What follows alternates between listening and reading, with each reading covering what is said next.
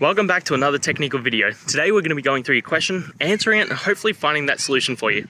Now, remember to stay just a little bit crazy like me, and hopefully you get to that resolution. Now let's continue on.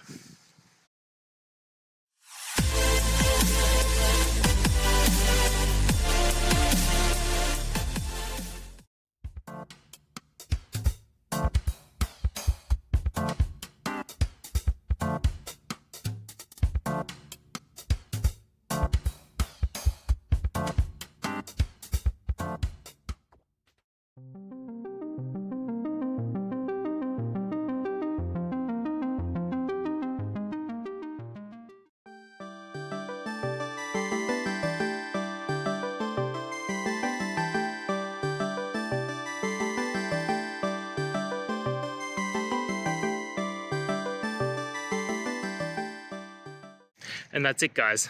I hope the video helped find the resolution that you're looking for and you got the answer and worked your way through.